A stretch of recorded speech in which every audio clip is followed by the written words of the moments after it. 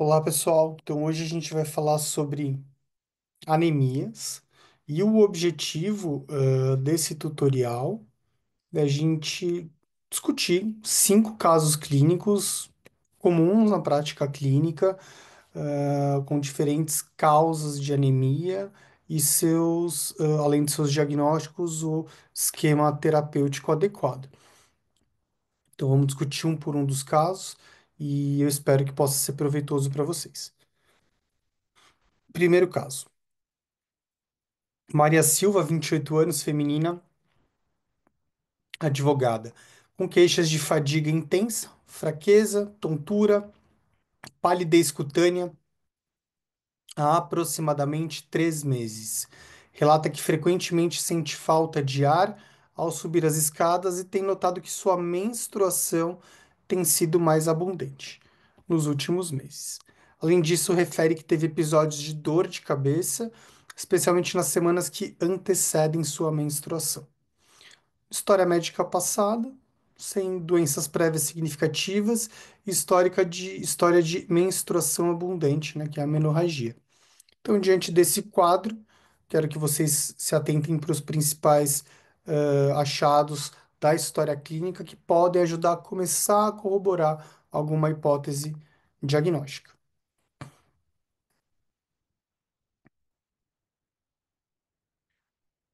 Bem, diante disso,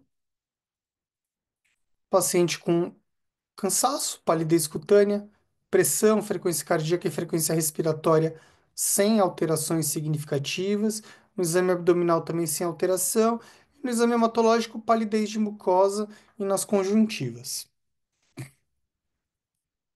No laboratório, hemograma com hemoglobina de 8, um hematócrito de 25, VCM de 70, um HCM de 24 e um reticulócito de 2%. E qual que é o diagnóstico nesse hemograma, gente? Queria que vocês olhassem com calma e me fizessem a hipótese diagnóstica agora.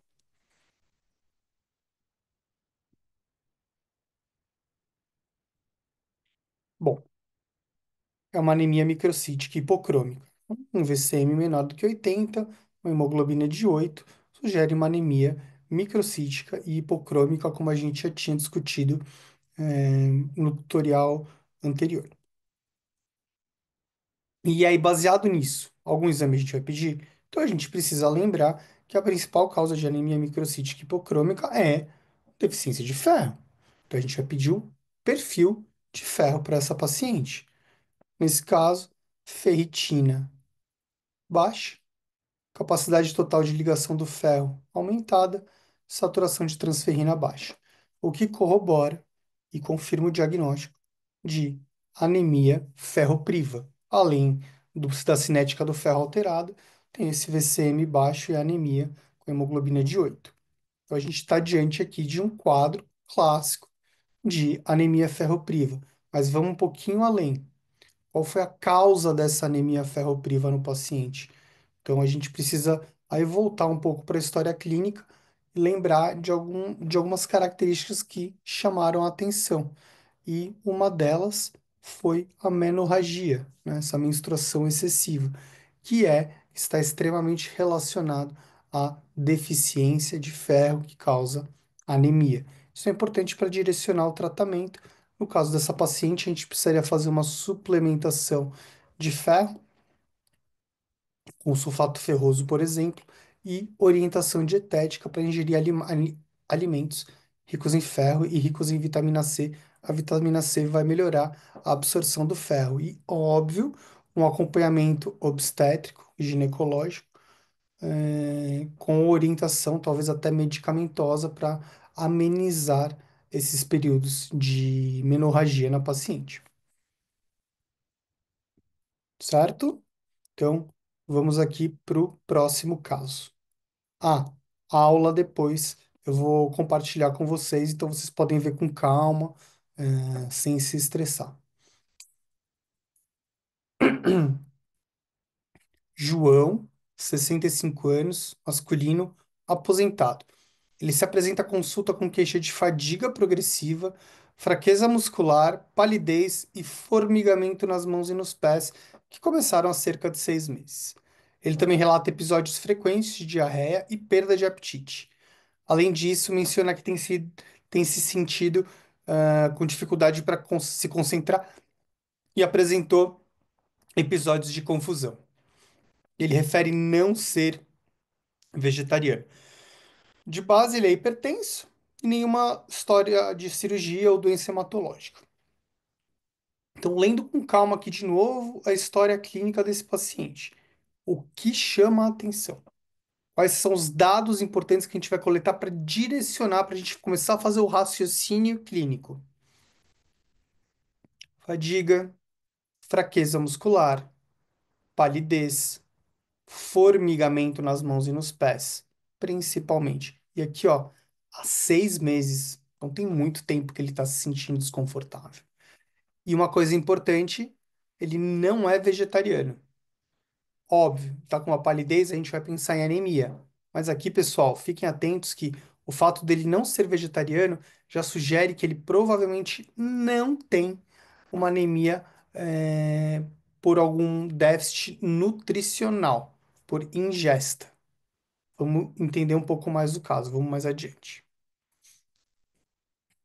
Alerta e cansado.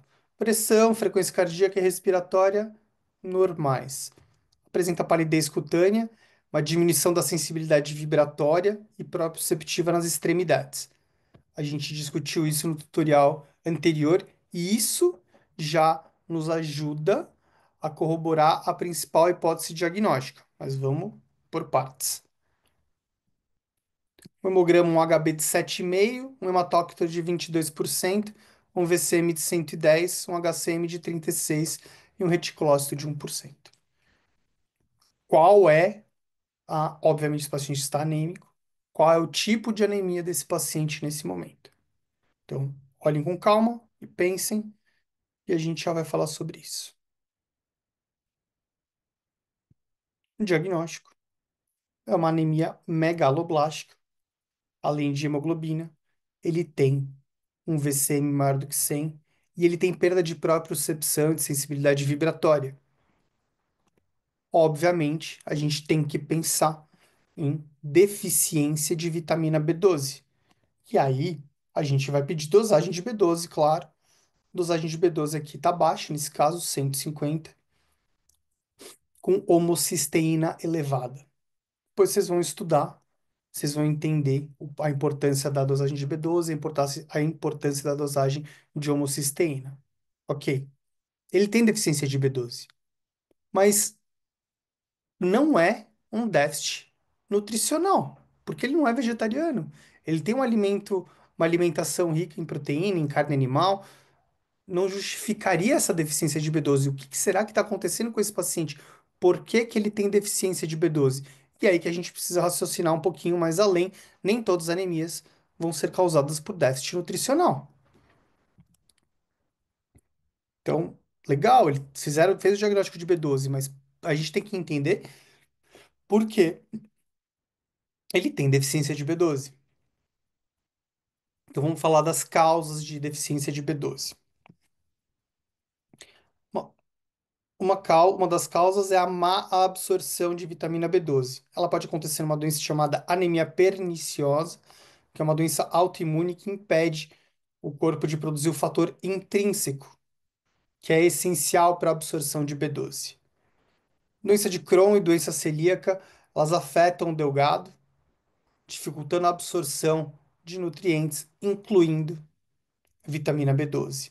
Cirurgia bariátrica reduz a capacidade de produzir ácido e fator intrínseco, diminuindo a absorção de vitamina B12. O uso de alguns medicamentos pode interferir na deficiência de vitamina, não, deficiência, na absorção de vitamina B12. E óbvio, outra causa é ingestão insuficiente, e isso é muito predominante em dietas vegetarianas e veganas. Então, diante disso, a gente consegue ter um norte para o nosso paciente. Ele não tem nenhum antecedente cirúrgico, então esse cara não tem uma bariátrica para justificar. A gente não falou nada de inibidor de bomba de próton, de medicamentos prévios, e ele não é vegetariano. sobra para a gente pensar em anemia perniciosa e doença de Crohn. Lembrar que a doença de Crohn e doença celíaca são doenças inflamatórias que estão relacionadas também a quadros diarreicos, de muco, de sangue, não é uma queixa dele. Então a gente tem que pensar nesse caso, e eu fiz assim propositalmente, para vocês lembrarem dessa doença chamada anemia perniciosa. Como que a gente faz o diagnóstico? Com dosagem de anticorpo antifator intrínseco e anticélula parietal, o que confirma o diagnóstico de anemia perniciosa. Para esses pacientes, a gente tem que fazer um tratamento que a gente chama de vitalício, com injeção intramuscular de vitamina B12 diariamente ou em dias alternados por 1 a 2 semanas, seguidas da injeção semanal por 1 a 2 meses e depois uma injeção mensal ou a cada 2, 3 meses. Então, o paciente ele vai ficar dependente da vitamina B12. E, obviamente, faz segmento com gastroenterologista, para avaliar esse déficit, com hematologista, para avaliar se a anemia recuperou, mas basicamente esse é um tratamento. Gostaram desse caso? Esse caso é legal, né? É, já aconteceu, tá? Na minha residência de clínica médica, eu tive a oportunidade de ver 2 casos de anemia perniciosa e eu nunca mais esqueci. Pode ser que algum dia vocês vejam durante a faculdade, internato, residência, durante a carreira médica. Vamos para o terceiro caso. Ana, 22 anos, sexo feminino, estudante de medicina. Ela se apresenta à consulta com queixas de fadiga extrema, palidez e episódios de falta de ar ao realizar atividades físicas leves, como subir escadas, por exemplo. Ela relata que esses sintomas começaram há aproximadamente 1 ano e têm piorado gradativamente. Ela menciona que frequentemente sente dores nas articulações e tem notado que suas fezes estão mais escuras. Ela também relata que alguns membros da família têm histórico de anemia, mas não sabe a causa exata, sem relato de sangramentos ou de hematomas. Não tem nenhuma doença crônica, não faz uso de nenhum medicamento e a mãe com uma anemia não especificada. Então, de novo, sempre que a gente ouvir a história clínica, pessoal, eu quero enfatizar muito isso. Ela é fundamental para a gente começar a formular a hipótese diagnóstica. Por isso que a história ela tem que ser a mais rica possível, que a partir dos detalhes dela a gente consegue direcionar o nosso raciocínio clínico. Então, o que que chama atenção? Palidez, fadiga, falta de ar. É um sintoma que começou há 1 ano, então já é crônico. Sente dores nas articulações. Tem notado fezes, que as fezes estão mais escuras. Alguém na família tem histórico de anemia, a mãe teve anemia. Então, tem alguma coisa que não tá, que não faz muito, que faz sentido, né? Pelo fato da família ter anemia, que talvez pensar numa causa genética, enfim. A gente precisa, isso precisa se chamar a atenção. O paciente está alerta, pressão, frequência cardíaca e frequência respiratória normais, com palidez cutânea, uma icterícia leve e ausência de hepatosplenomegalia. E aí vem o hemograma. HB de 10, hematócrito de 30%, microcítica hipocrômica com reticulócito aumentado, em 5%. E os exames de ferro com ferritina e TBIC normal.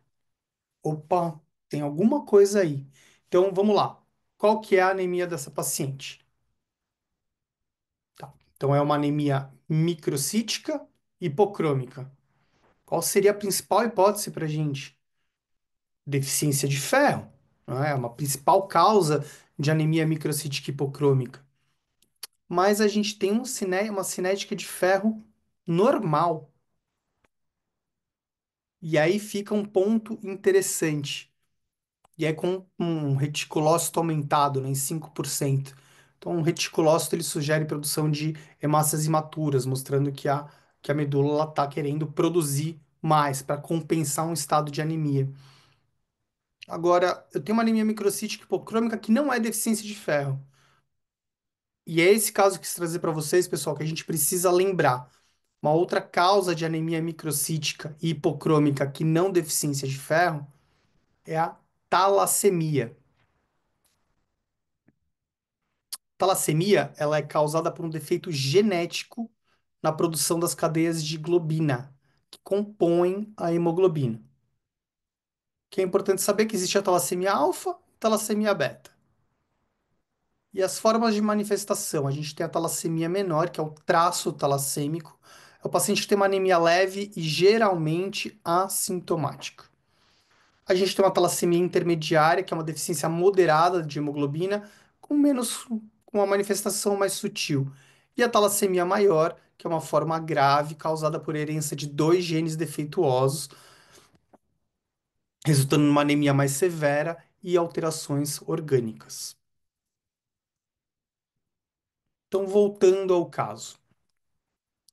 Foi feito nesse caso, baseado nisso que a gente conversou, uma eletroforese de hemoglobina com presença de hemoglobina A2 aumentada ou hemoglobina F elevada, que sugere talassemia, tá? Além disso, a paciente também já estava apresentando alguns sinais de hemólise, por isso justifica a bilirrubina aumentada e a aptoglobina diminuída.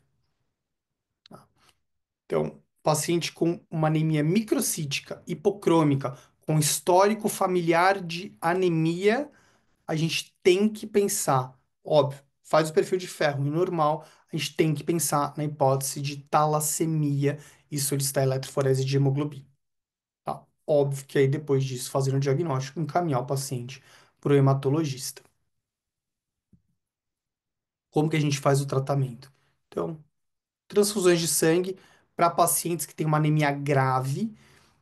Então, o paciente que tem uma anemia que causa uma repercussão clínica, taquicardia, hipotensão, a gente vai transfundir. Transplante de medula óssea pode ser uma alternativa e, mais recentemente, terapia gênica, tá? Mas, no geral, basicamente, a gente faz transfusões se o paciente estiver sintomático. E óbvio que ele precisa fazer o segmento com o hematologista.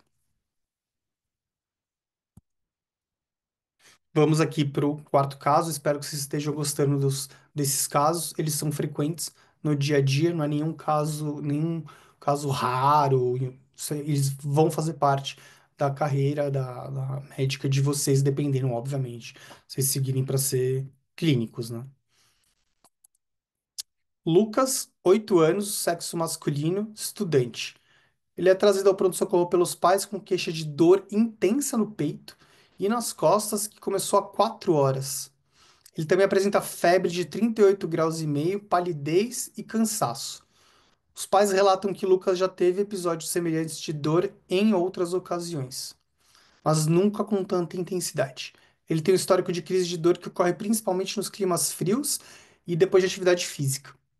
Não tem histórico de infecção grave nem de hospitalização, e os avós paternos com alguma doença hematológica que eles também não souberam explicar. O que chama a atenção aqui é um menino, é uma criança com dor intensa no tórax e no dorso, além de febre, mais palidez e cansaço. Só com isso a gente consegue pensar em alguma hipótese? Aí eu vou deixar vocês refletirem um pouco em alguma possibilidade.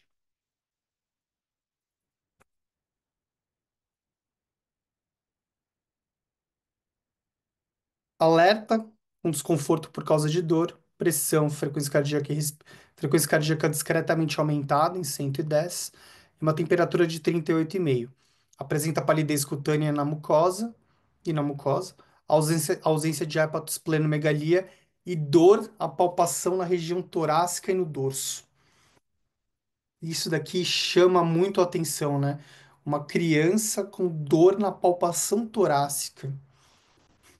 Gravem, memorizem bem isso, que é o que vai direcionar a nossa hipótese diagnóstica. Uma hemoglobina de 7, um hematócrito de 22, um VCM de 80 e um reticulócito de 10%. O que a gente tem aqui? Uma anemia normocítica, discretamente micro, né? Tá em 80, tá naquele limite.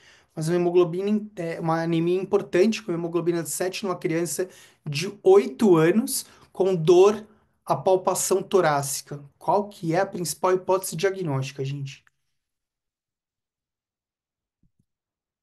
E aí? Então aqui eu quero que vocês lembrem de anemia falciforme. A doença falciforme vai causar essa dor que a gente vai já discutir relacionado associado à anemia inicialmente em crianças. Então ela é uma doença genética caracterizada pela presença de hemoglobina S. Causa uma deformação, uma alteração nos glóbulos vermelhos em forma de foice. Isso leva a uma série de complicações com obstrução dos vasos e hemólise. Ela é causada por uma mutação no gene que codifica a beta-globina, que é uma subunidade da hemoglobina. Quando uma pessoa herda duas cópias do gene defeituoso, um de cada pai, ela vai desenvolver a doença. Se herdar apenas uma cópia, ela vai ter um traço falcêmico que não vai apresentar geralmente sintomas. Os sintomas vão incluir crises de dor, que são essas crises vaso-oclusivas, essa dor torácica, palpação no dorso. Uma anemia crônica que pode causar fadiga e fraqueza, icterícia, frequentes infecções por conta até de lesão no baço, dificuldade para respirar e problemas cardiovasculares, retardo no crescimento em crianças. Então lembrem desses sintomas, quando a gente vê uma criança com esses sintomas e uma hemoglobina baixa, uma anemia, a gente tem que lembrar de anemia falciforme. Diagnóstico pelo hemograma, que vai mostrar uma anemia microcítica, ali no limite 80, né, que a gente colocou, o esfregaço, que pode revelar a presença de células falciformes, e aqui a eletroforese de hemoglobina com a presença de hemoglobina S. Como que a gente trata? Então, se o paciente está com dor, analgésico. Só paracetamol, dipirona não vai ser suficiente. Em muitos casos, a gente acaba associando opioide e até mesmo morfina em algumas situações refratárias ao manejo de dor. O paciente tem que estar bem hidratado para prevenir essas crises. Em casos extremos, a gente precisa transfundir o sangue para o paciente, tá? Mas lembrar que só em pacientes que tiverem taquicárdicos, dispneicos, hipotensos, pacientes com repercussão clínica, né? Suplementação de ácido fólico para ajudar na produção de glóbulos vermelhos, isso é muito útil. Profilaxia de infecções com antibiótico, vacinação, e aqui terapia com hidroxiureia, que vai aumentar a produção de hemoglobina F, hemoglobina fetal, reduzindo a frequência das crises, principalmente as vasoclusivas. E transplante de medula óssea, em alguns casos, o hematologista ele pode solicitar. Vamos para o quinto e último caso. Roberto, 62 anos, masculino, engenheiro aposentado. Ele se apresentou à unidade de saúde com queixas de fadiga intensa, palidez e presença de sangue nas fezes, que começou há cerca de 3 meses. Roberto relata que nas últimas semanas tem sentido uma fraqueza crescente e dificuldade para realizar atividades cotidianas. Ele menciona que suas fezes têm apresentado coloração escura e ocasionalmente fezes com sangue vermelho vivo. Também refere episódios de dor abdominal, especialmente na região inferior do abdômen, que pioram depois das refeições. Além disso, ele notou uma perda de peso não intencional de 5 quilos e não procurou atendimento. Ele é hipertenso e diabético, fez uma apendicite há 20 anos, faz uso de antihipertensivos e metformina. Então vamos lá. Deem uma lida, relida no caso e busquem as informações mais relevantes. Então a gente tem fraqueza, fezes de coloração escura com sangramento vivo, dor abdominal e perda de 5 quilos no último mês, num paciente de 62 anos. Vocês conseguem pensar em uma hipótese diagnóstica?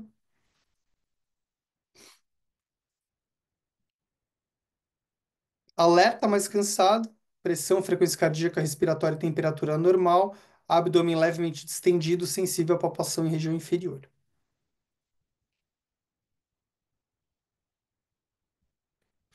Uma hemoglobina de 9, um VCM de 75, um HCM de 22, leuco de 8.000, plaquetas de 350.000. Que anemia é essa? Isso você já sabe. Então a gente está diante de uma anemia microcítica e hipocrômica. Com ferritina baixa, TBIC elevado, saturação de transferrina baixa. Essa anemia ela é microcítica hipocrômica por aqui por deficiência de ferro. Perfeito. Mas vamos um pouquinho além. Por que que esse paciente de 62 anos tem uma anemia por deficiência de ferro e aparentemente não relacionada à nutrição, à ingesta? O que que está causando essa anemia microcítica hipocrômica para esse paciente? Por que que ele tem deficiência de ferro? Vamos lembrar que ele tinha uma diarreia com sangue, com as fezes com sangue, perdão. E aí, a gente precisa fazer o exame de fezes. Nesse caso, presença de sangue oculto nas fezes. O que que isso sugere, gente? Uma anemia microcítica hipocrômica com deficiência de ferro e presença de sangue oculto nas fezes. Qual que é a principal hipótese diagnóstica? Aí a gente vai fazer uma colonoscopia. Nesse caso, indicou uma massa tumoral no cólon sigmoide. E a biópsia confirmando um adeno-CA, um adenocarcinoma.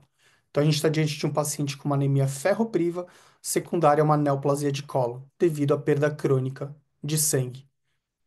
Esse caso ele é interessante porque um simples hemograma pode permitir a gente fazer uma hipótese diagnóstica de neoplasia de cólon no paciente. Então vejam a importância que é interpretar o hemograma nesse caso. Tratamento da anemia com suplementação de ferro, consideração de transfusão se a hemoglobina estiver baixa e, obviamente, o tratamento oncológico, seja com ressecção, seja com quimioterapia. Tá? Isso é fundamental. Vamos só relembrar alguns conceitos, tá? Vai ser bem resumido. Anemia é um problema de saúde global que afeta mais de 2 bilhões de pessoas. As maiores taxas de prevalência são observadas, óbvio, nos países em desenvolvimento, principalmente África subsaariana e no Sudeste Asiático. Nos países de baixa renda, a prevalência da anemia ela é maior nos estados de má nutrição e doenças infecciosas. Nos desenvolvidos, a mais comum em populações específicas, como idosos e pessoas com doenças crônicas de saúde, tipo um paciente com insuficiência renal crônica. Nas consequências da anemia, comprometimento da função cognitiva, diminuição do desempenho físico, aumento do risco de morbimortalidade.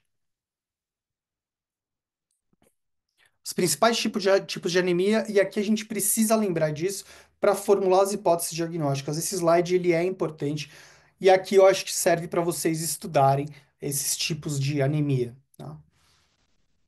As anemias ferroprivas e megaloblásticas, as carenciais, as inflamatórias, as talassemias, as sideroblásticas, não é tão comum, a anemia aplásica, as hemolíticas e as anemias de doenças endócrinas. Quanto mais abrupta a queda de hemoglobina, então quanto mais rápido cair os níveis de hemoglobina, mais intensos vão ser os sintomas, que é o que vai acontecer principalmente nas hemorragias agudas ou nas crises hemolíticas. Aí o paciente vai cursar com dispneia, palpitação, tontura, fadiga. Nas crônicas, o paciente ele pode ficar assintomático por um tempão, porque ele está se adaptando a isso, mesmo com os níveis baixos de hemoglobina. E o sinal clínico mais comum que a gente precisa ver é sempre a palidez na mucosa e na boca. E nas conjuntivas. Isso vai ajudar bastante a gente a observar. Então, a ectoscopia nesse paciente, ela é fundamental. Além disso, o paciente pode evoluir com icterícia e esplenomegalia, o que sugere a hipótese de hemólise.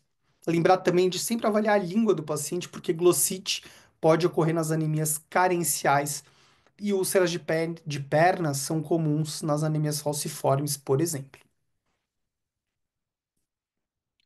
Relembrando, a gente já viu isso, já falou, vou ser bem rápido aqui. VCM vai definir se é macro, micro ou normocítico. HCM, ele vai avaliar a quantidade de hemoglobina na hemácia. A gente vai classificar se é hipercrômico, hipocrômico ou normocrômico, da mesma forma que o CHCM. E o RDW é a variação do tamanho da hemácia. Geralmente 10 a 15, a anisocitose é quando tiver uma diferença no tamanho da hemácia. E a contagem de reticulócitos vai classificar a anemia em hiperproliferativa ou hipoproliferativa. Tá? Tendo esses conceitos em mente, a gente consegue olhar para o hemograma com mais segurança, mais tranquilidade, e ele vai fornecer para a gente mais hipóteses diagnósticas. Aqui de novo um resumo, a gente acho que eu não preciso falar novamente sobre isso, mas a gente já sabe, acho que vale a pena vocês estudarem, pesquisarem sobre anemias megaloblásticas, ferroprivas, hemolíticas, anemias aplásicas, que são mais prevalentes. Definição de anemia é o último slide. Hemoglobina menor que 13 em homem, menor que 12 em mulher, menor que 11 em gestante. Tá? Isso daqui, óbvio, que vai variar isso num paciente saudável, né? Num paciente crônico que está internado, ele consegue tolerar níveis mais baixos de hemoglobina. Então, uma hemoglobina de 8, hemoglobina de 9, ele consegue ficar estável. Isso é num paciente saudável, sem sangramento crônico, obviamente. Pessoal, é isso. Eu espero que vocês tenham gostado. Vocês podem ver, rever quantas vezes vocês quiserem essa aula. Eu vou enviar a aula também para vocês, o material. Lembrando que são casos muito prevalentes no nosso dia a dia. E acho que o mais importante aqui, a mensagem é de como um simples hemograma pode ajudar a gente a formular hipóteses diagnósticas, tanto de anemia falciforme, talassemia, neoplasia, menorragia, diversas outras causas, tá? Eu fico aí à disposição na próxima semana, ou nas outras a gente vai se ver, a gente vai se falar mais. E quem quiser mais informações e gostar de estudar sobre coagulação, essa aqui é a minha página, no Instagram, tá bom? Um abraço, pessoal.